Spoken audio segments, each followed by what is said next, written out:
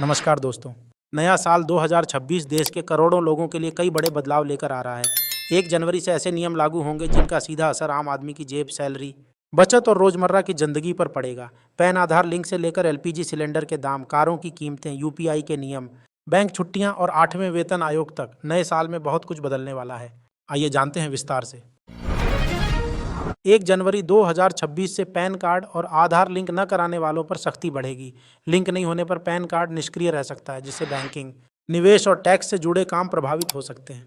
नए साल की शुरुआत में एलपीजी सिलेंडर के दामों की समीक्षा होगी।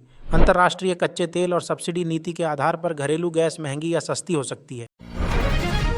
ऑटो कंपनियों ने लागत बढ़ने का हवाला देते हुए 2026 से कारों की कीमतें बढ़ाने के संकेत दिए हैं। नई गाड़ी खरीदने वालों की जेब पर इसका सीधा असर पड़ेगा। केंद्र सरकार के कर्मचारियों और पेंशन भोगियों के लिए 8वें वेतन आयोग को लेकर चर्चा तेज है। नए साल में इसके गठन या दिशा को लेकर बड़ा संकेत मिल सकता है। 1 जनवरी से यूपीआई ट्रांजैक्शन से जुड़े कुछ नए नियम लागू हो सकते हैं। ट्रांजैक्शन लिमिट, सुरक्षा और ऑटो पे से जुड़े बदलाव डिजिटल भुगतान करने वालों को प्रभावित करेंगे। 2026 से बैंक छुट्टियों की सूची में बदलाव हो सकता है। राज्यवार और राष्ट्रीय अवकाशों के कारण बैंकिंग सेवाओं की प्लानिंग पहले से करनी होगी।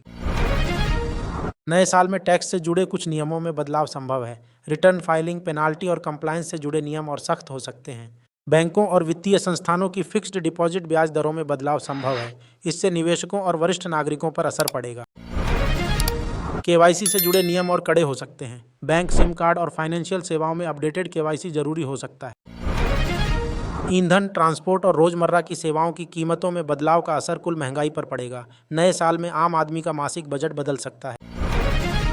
सरकार ने छोटी बचत योजनाओं पर ब्याज दरों में कोई बदलाव नहीं किया है। सुकन्या समृद्धि, पीपीएफ, वरिष्ठ नागरिक बचत योजना समेत सभी योजनाओं की दरें पहले जैसी रहेंगी। इससे निवेशकों को राहत मिली है और उनकी रिटर्न प्लानिंग पर असर नहीं पड़ेगा। रिटायरमेंट के साथ ही वरिष्ठ आईपीएस अधिकारी आलोक राज को बिहार कर्मचारी चयन आयोग का नया अध्यक्ष नियुक्त किया गया है। प्रशासनिक अनुभव को देखते हुए सरकार ने यह जिम्मेदारी सौंपी है, जिससे आयोग के कामकाज में पारदर्शिता बढ़ने की उम्मीद है। पटना में साल के आखिरी दिन बिहार सरकार ने बड़े पैमाने पर आईपीएस अधिकारियों के तबादले किए हैं। कई जिलों के एसपी और वरिष्ठ अधिकारियों को नई जिम्मेदारियां दी गई हैं, जिसे प्रशासनिक कसावट की तैयारी के तौर पर देखा जा रहा है। जम्मू कश्मीर क्रिकेटर लीग में खिलाड़ी फुरकान भट्ट द्वारा हेलमेट पर फिलिस्तीनी झंडा लगाए जाने का मामला सामने आया है। घटना के बाद आयोजकों और प्रशासन ने पूछताछ शुरू कर दी है। वहीं खेल को राजनीति से जोड़ने पर बहस तेज हो गई है। बीएसएफ ने बांग्लादेश सीमा पर कार्रवाई करते हुए एक गोल्ड स्मगलर को गिरफ्तार किया है। उसके पास से करीब 1 करोड़ रुपए मूल्य के सोने के बिस्किट बरामद किए गए हैं। सुरक्षा एजेंसियां तस्करी नेटवर्क की जांच में जुटी हैं। टीम इंडिया के हेड कोच गौतम गंभीर ने नए साल का जश्न लंदन में मनाया। सोशल मीडिया पर सामने आई तस्वीरों में वह परिवार और दोस्तों के साथ नजर आए, जिस पर फैंस की खूब प्रतिक्रियाएं देखने को मिल रही हैं। हिमाचल प्रदेश के नालागढ़ पुलिस स्टेशन में जोरदार धमाके से हड़कंप मच गया। धमाके में इमारत के शीशे टूट गए। हालांकि किसी के हताहत होने की खबर नहीं है। पुलिस और फॉरेंसिक टीम जांच कर रही है। जम्मू कश्मीर के पुंछ इलाके में पाकिस्तानी ड्रोन देखे जाने से सुरक्षा एजेंसियां सतर्क हो गई हैं। सेना ने पूरे इलाके में सर्च ऑपरेशन शुरू कर दिया है और सीमा पर निगरानी बढ़ा दी गई है। नीदरलैंड में नए साल के मौके पर एम्स्टर्डम के एक ऐतिहासिक चर्च में आग लग गई। आग फैलने के खतरे को देखते हुए दर्जनों घर खाली कराए गए। दमकल विभाग ने कड़ी मशक्कत के बाद आग पर काबू पाया। स्विट्जरलैंड के क्रांस मोंटाना इलाके में हुए जबरदस्त धमाके में कई लोगों की मौत हो गई और कई घायल हो गए। धमाके के कारणों की जांच जारी है, जबकि राहत और बचाव कार्य तेजी से चलाया जा रहा है।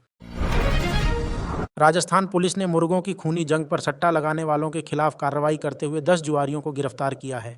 मौके से नकदी और सट्टे से जुड़ा सामान भी बरामद किया गया है। शेयर बाजार ने 2026 की शुरुआत तेजी के साथ की है। कारोबार के अंत में सेंसेक्स 223.54 अंकों की बढ़त के साथ बंद हुआ, जिससे निवेशकों में उत्साह देखने को मिला। दिल्ली में नववर्ष के जश्न के दौरान शराब पीकर वाहन चलाने वालों पर सख्ती की गई। बीती रात ट्रैफिक पुलिस ने ड्रंक ड्राइव के 868 चालान काटे।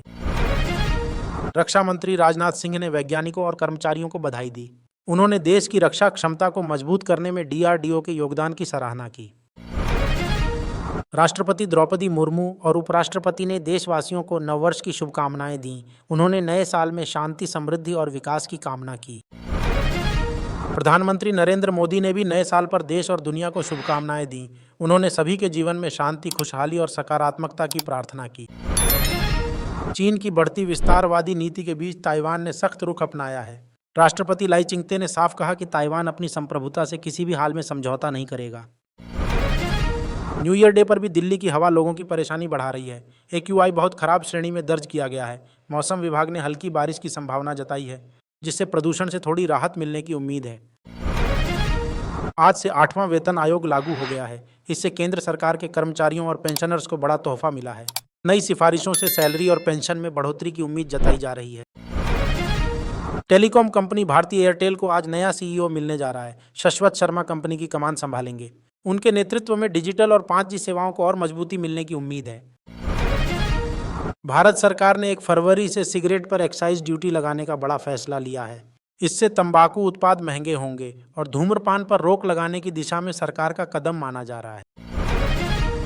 नए साल का देश भर में भव्य स्वागत किया गया। दिल्ली, मुंबई से लेकर गोवा तक जश्न में डूबा नजर आया। आतिशबाजी, पार्टियों और कार्यक्रमों के साथ लोगों ने 2026 का स्वागत किया। लखनऊ में उत्तर प्रदेश कैडर के IPS अधिकारियों को प्रमोशन मिला है। प्रवीण कुमार, तरुण गाबा और आशुतोष कुमार को ADG बनाया गया है। सरकार के फैसले के बाद प्रशासनिक हलकों में हलचल है। मनाली में नए साल के जश्न की शुरुआत हो गई है। 2026 के स्वागत के लिए लाखों टूरिस्ट पहाड़ों का रुख कर चुके हैं। होटल फुल हैं और शहर में भारी भीड़ देखने को मिल रही है। सीनियर IPS अधिकारी सदानंद को महाराष्ट्र का नया DGP नियुक्त किया गया है। वह 3 जनवरी को औपचारिक रूप से पदभार संभालेंगे। नियुक्ति को लेकर पुलिस विभाग में चर्चाएं तेज हैं। उत्तर प्रदेश पुलिस ने साल 2025 में बड़ी कार्रवाई का दावा किया है। पुलिस के मुताबिक एनकाउंटरों में 48 अपराधियों को मार गिराया गया, जिसे कानून व्यवस्था के लिहाज से अहम बताया जा रहा है। ऑस्ट्रेलिया ने आज से भारतीय निर्यात पर 100% टैरिफ हटाने का फैसला किया है। इस कदम से भारत के एक्सपोर्ट सेक्टर को बड़ा फायदा मिलेगा और दोनों देशों के व्यापारिक रिश्ते और मजबूत होंगे। न्यू ईयर ईव पर सीरिया के अलेप्पो में जोरदार धमाका हुआ। सुरक्षा गश्त के पास एक आत्मघाती हमलावर ने खुद को उड़ा लिया, जिसमें एक जवान की मौत हो गई।